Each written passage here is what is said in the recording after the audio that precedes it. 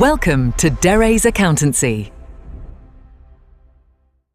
Welcome two days accountancy. My name is Rohit और आज जो है हम लोग अपनी cash flow from investing activities की सीरीज़ को आगे लेकर जाने वाले हैं। तो आइए स्टार्ट करते हैं क्वेश्चन से। स्टूडेंट्स, ये हमारा क्वेश्चन नंबर 21 है, राइट। इसमें हमको बोला गया है कि डीके लिमिटेड की इंफॉर्मेशन हमको प्रोवाइड करी गई है। हमें बोला गया है कि 2025 में जो नॉन करेंट इन्वेस्टमेंट थी वो 1,20,000 की थी और 2026 में ये 40,000 की रह जाती है। ड्यूरिंग द ईयर इस कंपनी ने अपनी ओरिजिनल इन्वेस्टमेंट को 80% इन्वेस्टमेंट को सोल्ड करा है 20% प्रॉफिट पर, राइट। तो हमको ये बताना है calculate sources and use of cash, right student. तो आइए स्टार्ट करते हैं। सबसे पहले हमें एक छोटी सी कैलकुलेशन करनी पड़ेगी कि हमारी ओरिजिनल इन्वेस्टमेंट कितनी थी।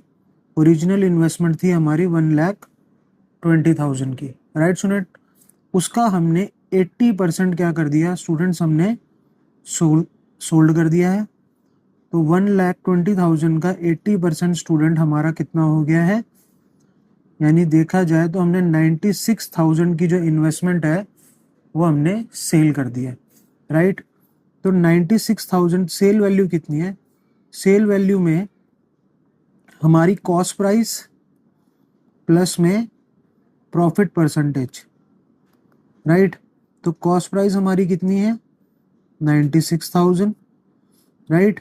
और हमने इसको 20% प्रॉफिट पर बेचा है। तो 96,000 का 20% स्टूडेंट्स कितना हो गया है,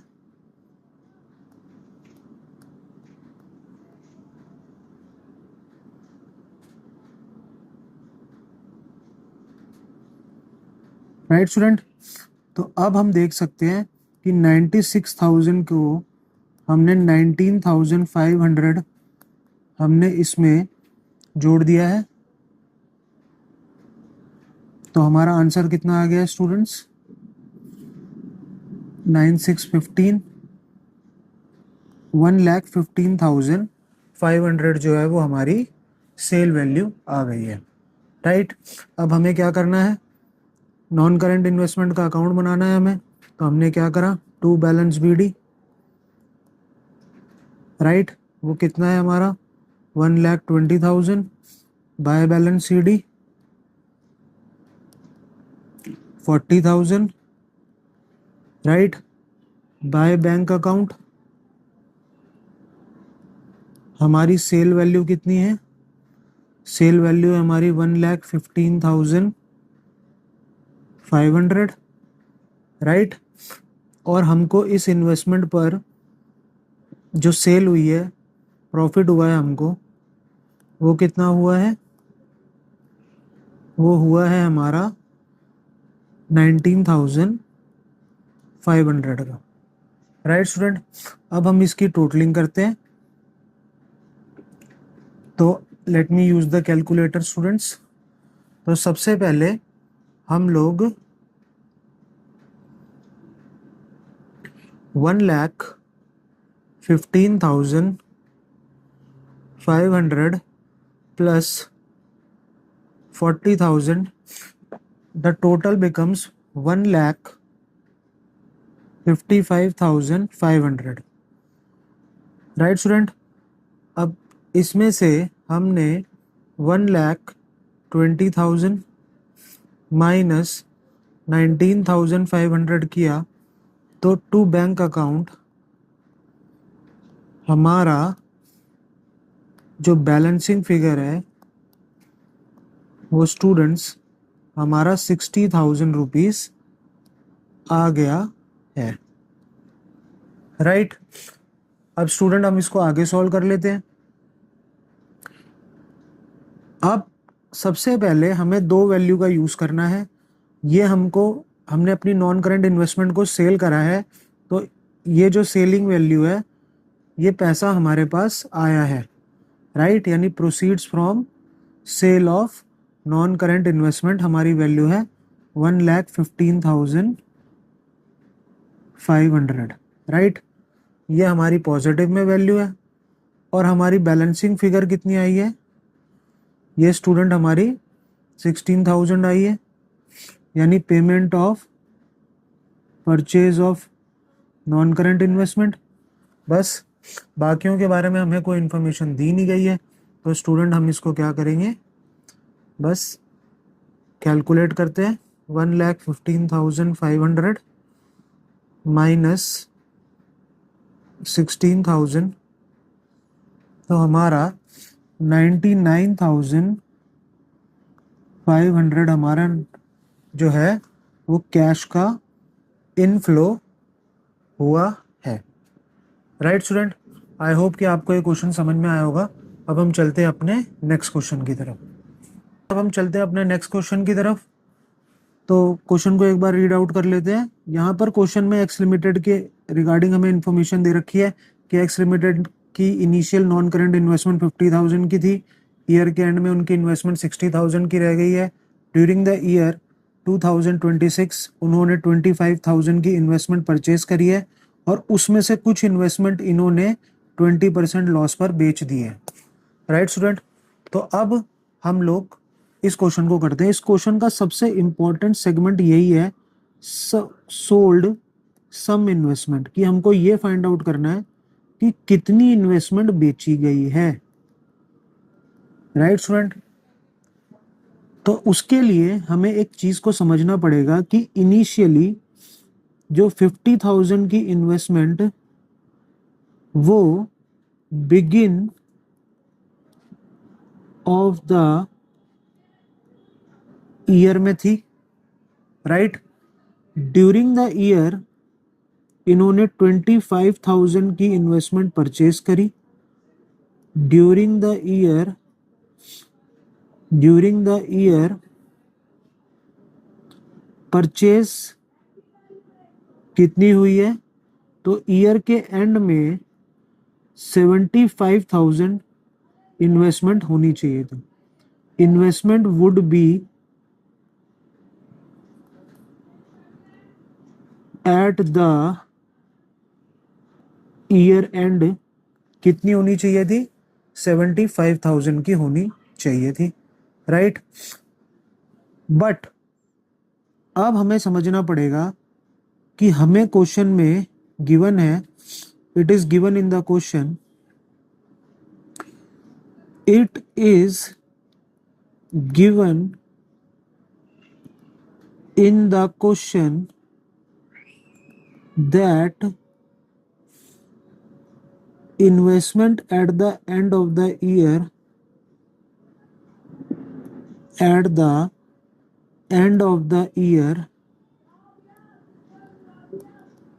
कितनी है, 60,000, यानी होनी कितनी चाहिए थी, 75,000, और ईयर एंड में हमारे पास है कितनी, 60,000।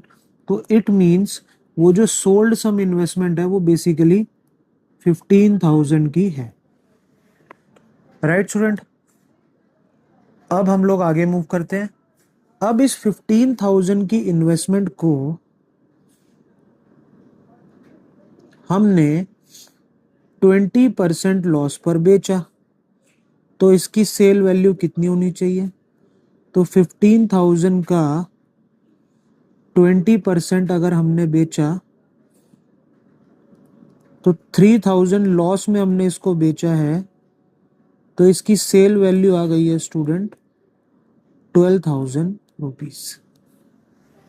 राइट स्टूडेंट, अब आते हैं to balance BD, non current investment का अकाउंट बना लेते हैं। टू बैलेंस बीडी हमारे पास कितना है, initially 50,000 bye balance CD, closing of the year में हमारे पास कितना था, 60,000 बाय बैंक अकाउंट, सेल हमने कितने की सेल करी, इन्वेस्टमेंट, सेल वैल्यू हमारी कितनी है, 12,000 रुपीज। राइट, और इस ट्रांजैक्शन पर हमको लॉस हुआ या प्रॉफिट हुआ, इस ट्रांजैक्शन पर हमको 3,000 का लॉस हुआ है। राइट, तो यहाँ पर 60,000 प्लस 12,000 प्लस 15,000, तो ये हो गया 75,000। राइट, तो बैलेंसिंग फिगर हमारी किधर आएगी, to bank account, balancing figure हमारी आएगी 25,000, राइट। अब सेल वैल्यू हमारी कितनी है, 12,000, और जो परचेज वैल्यू है वो है 25,000, राइट स्टूडेंट। आंसर हमारा वैसे 12,000 आ चुका है, बट हमें क्वेश्चन को पूरा अच्छे से डीप में समझना है, तो हम इसको पूरा सॉल्व करेंगे, राइट। तो हमने क्या करा, 12,000 का हमें कैश, नॉन करंट इन्वेस्टमेंट का कैश का फ्लो इनफ्लो हुआ है, तो 12,000 हमारे पास आया, और 25,000 हमारे पास से गया, तो हमारी नेट कैश, तो नेगेटिव में हमारा आंसर आ रहा है 13,000, राइट। तो नेगेटिव में जब भी आंसर आता है तो इसका मतलब हम इनफ्लो नहीं लिखते, हम क्या लिखेंगे, net cash use from investing activities, right student. अब हम चलते हैं अपने अगले क्वेश्चन पर। तो स्टूडेंट अब हम चलते हैं अपने नेक्स्ट क्वेश्चन की तरफ। क्वेश्चन को एक बार रीड आउट कर लेते हैं। यहाँ पर एक्स लिमिटेड, हमें cash flow from investing activity निकालनी है एक्स लिमिटेड की, राइट स्टूडेंट। हमको नॉन करंट इन्वेस्टमेंट दे रखी है, उसका ओपनिंग और क्लोजिंग बैलेंस दे रखा है, प्लांट एंड मशीनरी का ओपनिंग और क्लोजिंग बैलेंस दे रखा है। नॉन करंट इन्वेस्टमेंट के बारे में एडिशनल इन्फॉर्मेशन दे रखी है कि हमने आधी जो नॉन करंट इन्वेस्टमेंट है जो बिगिनिंग ऑफ द ईयर में थी उसको हमने 15% प्रॉफिट पर बेचा, right. Depreciation on plant and machinery, plant and machinery पर डेप्रीसिएशन 1,60,000 का है। इंटरेस्ट रिसीव हमने करा है नॉन करंट इन्वेस्टमेंट पर 50,000 का। डिविडेंड रिसीव्ड जो है नॉन करंट इन्वेस्टमेंट पर वो भी हमने 20,000 का रिसीव करा है, और रेंट भी हमने 25,000 का रिसीव करा है, राइट स्टूडेंट। तो अब हम देखते हैं, अब सबसे पहले हमको नॉन करंट इन्वेस्टमेंट का अकाउंट बनाना पड़ेगा, क्योंकि हमें इसका ओपनिंग और क्लोजिंग दोनों बैलेंसेस गिवन है, बट उससे पहले हम एक छोटा सा वर्किंग नोट बना लेते हैं, राइट। तो सबसे पहले बिगिन में हमारे पास कितनी नॉन करंट इन्वेस्टमेंट थी, 8 लाख की इन्वेस्टमेंट थी, राइट। उस 8 लाख का हाफ हमने सोल्ड कर दिया, राइट। तो 8 लाख का हाफ कितना हो गया, 4 लाख हो गया है, क्योंकि हमने सोल्ड करा है, sold half of the investment, right. इस इन्वेस्टमेंट यानी कि हमारी जो जितने की इन्वेस्टमेंट हमने सोल्ड करी है वो 4 लाख की है। अब 4 लाख की इन्वेस्टमेंट का 50% प्रॉफिट पर हमने इसको बेचा, तो सेल वैल्यू कितनी होगी, तो 4 लाख प्लस 4 लाख का 15%, तो इट मीन्स 60,000, राइट। तो सेल वैल्यू कितनी आ गई, 4,60,000 आ गई है, राइट स्टूडेंट। बस अब हमको और कुछ करना नहीं है, अब हमको बस ओपनिंग और क्लोजिंग बैलेंसेस को प्लेस करना है। To balance BD, non current investment का ओपनिंग बैलेंस कितना था, 8 लाख था, राइट स्टूडेंट। और बाय बैलेंस सीडी इसका कितना हो गया था, सीडी हमारा 10 लाख हो गया, राइट। अब by bank account sale value, sale हमने कितने की करी है, सेल वैल्यू है हमारी, वो आई है हमारी 4,60,000, राइट। इस ट्रांजैक्शन पर हमको प्रॉफिट हुआ है, लॉस हुआ है, इस ट्रांजैक्शन पर हमको प्रॉफिट हुआ है, राइट, 60,000 का। तो एक बार हम बैलेंसेस कर लेते हैं, 10 लाख प्लस 4,60,000 इट बिकम्स 14,60,000। 14,60,000 में से अगर 8,60,000 गए तो हमारे 6 लाख बचते हैं। तो हमारे जो बैंक अकाउंट में बैलेंसिंग फिगर है, राइट स्टूडेंट, वो कितनी आ गई है, 6 लाख आ गई है, राइट। अब हम प्लांट एंड मशीनरी पर जाते हैं। प्लांट एंड मशीनरी का ओपनिंग बैलेंस कितना है स्टूडेंट हमारा, to balance BD 15 lakh, right. और हमारा जो क्लोजिंग बैलेंस है वो है 18,20,000। इस पर जो डेप्रीसिएशन है वो है 1,60,000 का, बाय डेप्रीसिएशन 1,60,000 का, राइट स्टूडेंट। तो ये कितना आ गया हमारा 19,80,000 आ गया है, राइट। 18,000 में से अगर मैंने 15 लाख माइनस कर दिए तो हमारा टू बैंक अकाउंट जो बैलेंसिंग फिगर है प्लांट एंड मशीनरी का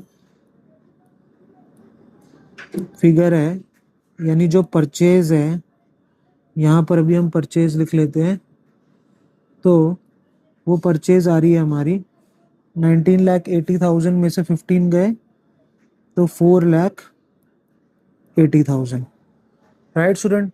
बस अब हमको वैल्यूज अब प्लेस करनी है। हमारे काम की वैल्यूज कौन कौन सी है, ये वैल्यू 4,60,000 ये ऐड होगी, ये 6 लाख माइनस होगी, ये 4,80,000 हमारी माइनस होगी, और ये 1 लाख सॉरी इधर कोई वैल्यू हमारी काम की नहीं है, राइट। तो अब हम आगे चलते हैं। अब हम इसको फॉर्मूले में प्लेस करेंगे। तो सबसे पहले purchase of investment, payment of purchase of non current investment की जो वैल्यू है वो हमारी कितनी दे रखी है, 6 लाख, राइट। तो मैंने यहाँ पर -6 लाख लिख लिया, राइट स्टूडेंट। अब हमारे पास बैंक अकाउंट में, बाय बैंक अकाउंट सेल में हमारे पास कितनी वैल्यू आई है, proceeds from sale of non current investment, वो वैल्यू आई है हमारी 4,60,000, 4,60,000, राइट स्टूडेंट। अब इधर प्लांट एंड मशीनरी में परचेज हमारी कितनी आई है, 4,80,000, राइट स्टूडेंट। इसको हमको नेगेटिव में नहीं लिखना है क्योंकि ये हमारी सेल है, यानी ये जो प्रोसीड है तो ये हमारा पॉजिटिव में आएगा क्योंकि ये कैश का इनफ्लो हमको बता रहा है, और ये जो दोनों चीज़ें हैं ये हमको कैश का आउटफ्लो बता रही हैं, राइट स्टूडेंट। बस अब हमको और क्या करना है, सारी वैल्यूज हमारे पास आ गई है। अब interest receive on non current investment, तो इंटरेस्ट रिसीव ऑन डिबेंचर कह लो या नॉन करंट इन्वेस्टमेंट कह लो, तो ये भी कैश का इनफ्लो बता रहा है, तो हमें इसमें 50,000 क्या करना पड़ेगा, ऐड करना पड़ेगा, right. Dividend received on share कह लो और नॉन करंट इन्वेस्टमेंट कह लो, बात एक ही है। तो यहाँ पर भी 20,000 का हमारे पास पैसा आया है, और रेंट हमने कितना रिसीव करा है, 25,000, right. Let me use the calculator students again. अब देखते हैं हम लोग कि 6 lakh plus 4,80,000 it becomes 10,80,000 minus 4,60,000 minus 50,000 minus 20,000 और माइनस 25,000। तो हमारा जो नेट कैश क्योंकि नेगेटिव बैलेंस आ गया है, 5,25,000 नेगेटिव बैलेंस है, तो इसका मतलब ये इनफ्लो नहीं है, नेगेटिव की वजह से हम इसको क्या लिखेंगे, net cash used from investing activity, inflow को हम इधर से अभी काट देते हैं, राइट स्टूडेंट। आई होप कि आपको ये क्वेश्चन समझ में आया होगा। अब हम मिलेंगे अपने अगले लेक्चर में। Thank you so much.